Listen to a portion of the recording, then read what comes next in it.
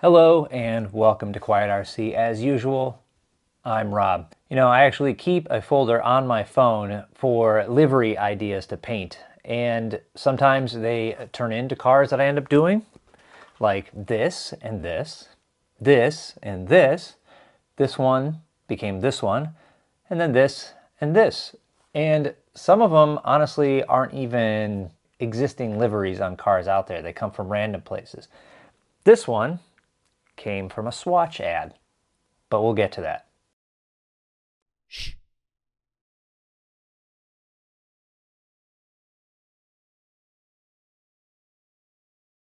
Okay, let's go ahead and jump right in here because the chassis build of this is, one, it's not that complicated, and two, it's very similar to the comical grasshopper that I built already on this channel. So if you want to see more about how the actual chassis goes together, you can check that out.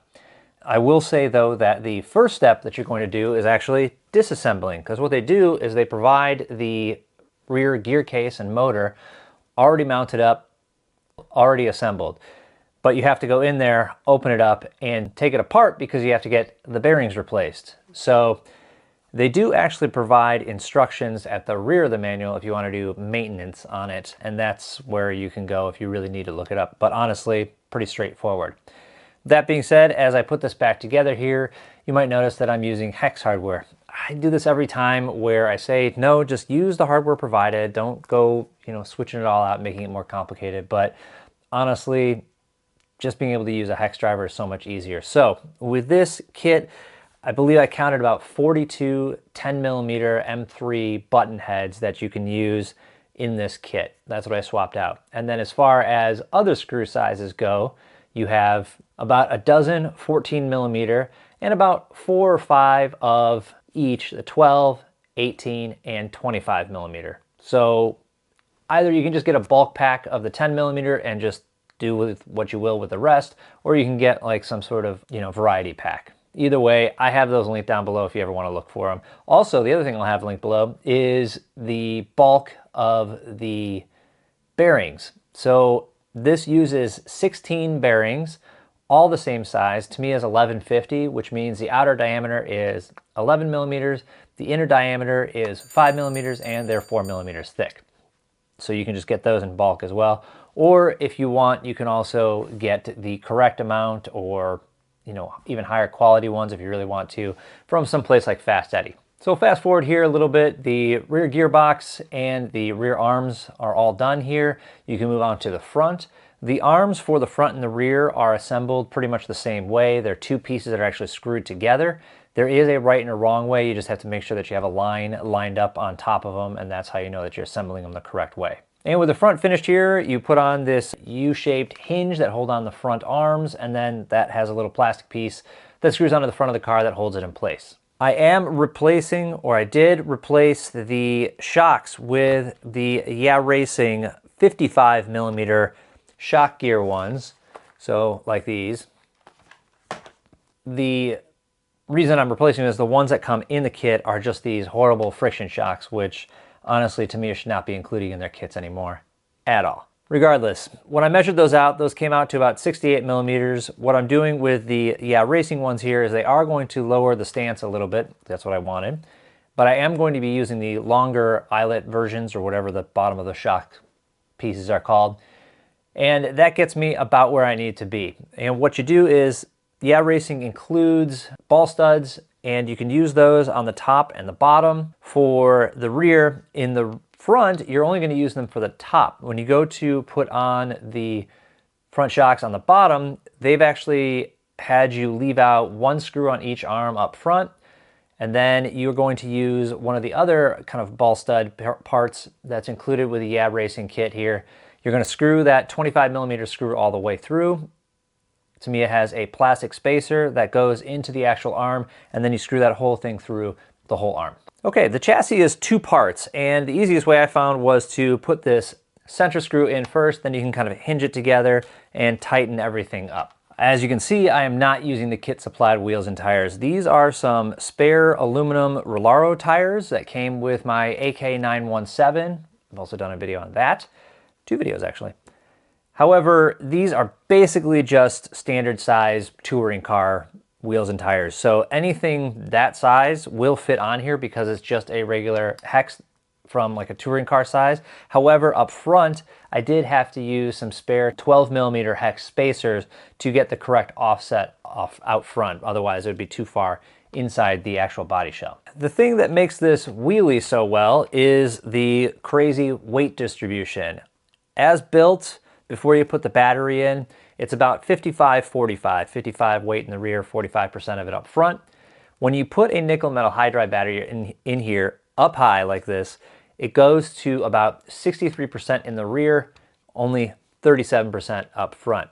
If you were to use a lipo stick style, it goes a little bit better to a 60-40. However, here's the crazy thing. I started trying to maybe think about, okay, how can I get just this shorty in here? It's a little bit lighter.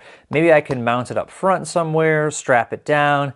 And then I looked at this left side rail, and the crazy thing is the battery actually just slides right in here. There's a perfect cutout for it.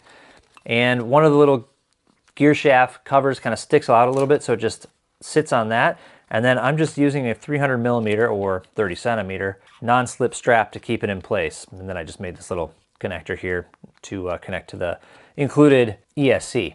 Don't forget to switch that over to a lipo with their little jumpers here. Now this ultimately brought that weight distribution back to 55-45. So not, you know, perfect, but if you're trying to get it to stop doing wheelies, this is a great way to go. And what's even more interesting is that with the body on, as built, with this lipo in here, it's almost a near perfect 50-50 weight distribution side to side. And then you can get your cross weight, you know, dialed in a little bit with the preloads on the shocks. By the way, I'm using this Sky RC corner weight system, which when I bought it, I wasn't sure how much I would end up using it, but I use it all the time. It's a great investment for me. And I'll have a link for that down below as well. As long as you're down there, go ahead and like, subscribe if this is your first time around here. Love to have you. It does look a little crazy to have this, you know, sticking up like this, but once you put the body on, the smoke windows, you can't even really see it. Maybe I'll put like a little hat and cigar on there. So let's go ahead and start talking about the actual body now that the chassis and everything like that is done here. I started out by just giving a light sanding with Tamiya's 320 foam sand blocks, and that just again just kind of scuffs up, gets some of that shine off of the actual body itself.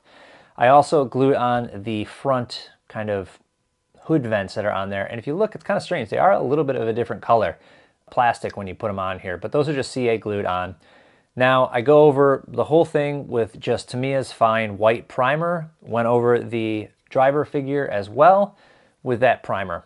When I went to paint this, I actually ended up using a mix of several different kinds of paint. Now, generally for my polycarbonate bodies, I'm using a few different Creatix lines, a Wicked color for most of it, and then their airbrush line for the fluorescence does seem to do a little bit better. I'm also using this stuff called Tropical Glitz, which I've used some of their products before. However, I've never used like their full-on just paint. And I think there's some people out there that have gotten it to work on polycarbonate. I'm not there yet. So I did want to try out some of their colors on a hard body like this. And then the last one that I'm using is Proline's white, mostly because I ran out of Creatix Wicked Colors white. At this point, I made some notes on the body where I wanted to kind of paint certain colors, and this ended up being a bit of a mistake because I, wrote on there real light in pencil and then sprayed the fluorescence over it. And fluorescents are very strange. They're absolutely my arch nemesis as far as painting goes, but they're almost a little like translucent. So you could see the lettering through there. So I had to go back over it with white. I should have gone back over it with primer. However, once I had all of kind of those random colors around and where I thought they would look good, I went and did my kind of masking design, generally using the various Tamiya masking tapes in their pre-existing widths, 5mm, 3 and 2mm, I believe were the ones I used. Did the grid on top, did some geometric designs on the side. On the back and front I have these circles or half circles, and those are done by putting them, regular strip of masking tape on a old decal sheet, cutting it out there and then peeling it off like it's a decal. Once the tape job was finished, the first thing I did was I painted the front and rear bumpers black, or partially black. And then I had to mask those back up and do other parts of the body, kind of masking and unmasking, going back and forth. I'm sure there are people that regularly do hard body stuff, ABS stuff, that are, you know, screaming at their TV or phone right now. Stop it, please, I beg you! So sorry, I'm not claiming to be an expert at it. For the driver, I finally picked up some of this masking putty. Yeah, that's right. And this is something I should have done a long time ago, because you can just push it into places. Specifically, the driver faces are always difficult to mask up if you need to do that. And this was a huge help in achieving that. So I'd recommend getting some of that if you're going to be doing a lot of driver figures. I would say the two biggest lessons with the body here were, one, I should have done another primer layer after I masked up everything, because you can see that the fluorescent is kind of showing through that white, and I put a lot of coats of that white on after, and it still showed through. Again, fluorescents are my nemesis. My arch nemesis. Yellow. And then two was learning how to use this clear coat that I use, which in the end I really like. Now that I know how to use it, I would definitely use it again, but it is tricky. First of all, you actually activate it once you're ready to use it by kind of putting this little red stop underneath and pressing it down. There's like a kind of a button on the bottom, and that activates it. You know, some sort of mix goes on in there. It's a two-part clear. Once you do that, you only have 48 hours to use it, so you have to be ready to go. I was in kind of the mode of making sure I was doing light coats to make sure everything was safe, but with this stuff, you really need to put it on thick, because then it kind of levels itself out. And you really are walking that tightrope between like too thick and dripping and too thin and ending up with what I got a lot of, which is this orange peel. Now, if you look at the helmet of the driver, I actually kind of nailed the thickness that I put it on, because that's nice and smooth. For the light buckets, both front and rear, I use this chrome pen, which I've done before. It's just very convenient. And then I painted the rear lenses with a Tamiya clear red. And then the front I didn't do anything with, but I did make my own wire harness for the first time. I used warm white up front because I felt that had more of an 80s and 90s look. You know, there weren't these really ultra bright lights back then. And then the rear were just reds. It's just a simple wire harness in together. It doesn't do anything on braking or anything like that. It's just on, so nothing too special. In the rear, trying to mount these rear lenses onto the body, they do provide you with 2mm screws, but even with my GIS screwdriver, I couldn't get these screws in, so I ended up switching to some cap head screws that I actually had on hand that just made it easier to use a hex with. The front headlights snap in, but they were a little tricky, so I had to make this kind of like little masking tape handle to put them on there, but once they're in there, they're pretty secure. I didn't even end up gluing them in. Okay, last thing is, once I got the driver all painted up and installed and I put the body in and I wanted it nice and low, I was actually finding that the sunroof, the top of the body, was actually hitting the helmet of the driver figure, and it was kind of making it sit a little cocked. So I actually had to take the driver off, Dremel about 2mm-ish off of how it's mounted on there, and get it back on. Once I got it back on, now you can see that there's just a little bit of daylight between his helmet and the sunroof. Lastly, decaling. I wasn't able to use many of the decals from the supplied decal sheet, just like the Honda logo, the numbers, some of the kind of vents or whatever, because obviously I wasn't doing their livery, but I was really bummed that the word turbo, which I would have incorporated into the design, was actually part of the decal livery. Sometimes they'll have like the color livery and then you can put a decal over it that kind of finishes it out, but this was all one part. Now I did notice that MCI Racing out of Canada actually has the turbo kind of word logo on their site. So if you go into the design your own decals, you can actually do that, make it whatever color you want, get it whatever size you want, and do it that way. I did not do that because I just didn't want to wait anymore. So let me go ahead and get the body on here now. I think you guys have waited long enough, and then we'll obviously start to see some glamour shots of it. All right, and there we go. So yes, I am using the body posts. No, I didn't cover them up. No, I didn't do magnetic body mounts. No, I didn't cut them short enough because I kind of chickened out and was worried that I wasn't gonna get it fitted right. But this is what it looks like with that body on. And you can see you didn't really even notice that the battery was there for the most part, but now you can see the driver guy through this open window and just has a really good look all around, I think. But let's go ahead and get out and run it. So obviously this isn't going to be a handling powerhouse, and the Rolaro wheels and tires, the tires are pretty bad as far as traction goes, but once I got them kind of warmed up and scuffed up, they did handle a little bit better. Even with the LiPo though, it's still not that quick. We're just using Tamiya's Torque Tune brush motor, so it zips around, but nothing really astonishing. With that improved weight distribution over kind of the stock configuration, it really doesn't want to wheelie. You really have to like try to make it wheelie like that. It just doesn't do it on its own all the time like a regular comical does. Now, I ordered this, I don't remember the exact date, but as soon as I was able to order this is when I ordered it. And maybe about 2 months later is when I started seeing people in like the UK and Japan post about getting their kits in. But it was still about another 4 weeks or so before it showed up at my hobby shop where I ordered it from. And I happened to be there at the track that day when they were opening their delivery for that day. So I was able to pick it up right away. And I know there are still people waiting for their pre-orders. And from what I've heard, the next kind of run that they're doing or their next expected shipment or delivery is like January 2026. We're in the beginning of September right now. I do want to point out, and other people have pointed this out on their videos, but I do want to give it a shout out to another great build that's out there by a YouTube newcomer, Tonic RC. He does an incredible build with his, I believe it was actually like one of the earlier re-release from a few years ago, so it's not actually this one, technically.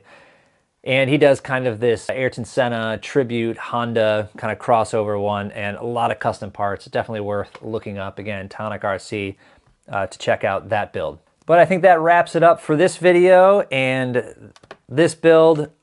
I wasn't really aware of the Honda City Turbo for a long time, but obviously with guys like Tom Lee and Gavin over at RC Kicks, you know, I became aware of it, and I mean, how could you not like this thing? So I love it. Yes, it's getting driven, probably not that hard though, and it's definitely going to go in a place of prominence in my collection because I do like the design that I did and the colors and everything like that. So thank you, Swatch, for putting that advertisement in my social media feed. So please remember to like and subscribe. We also have a Instagram page and a Facebook group. Feel free to join those and we can talk more about various builds and things that you've done, I've done, whatever. But that's all we've got for you today. Thank you so much. We will talk RC again later.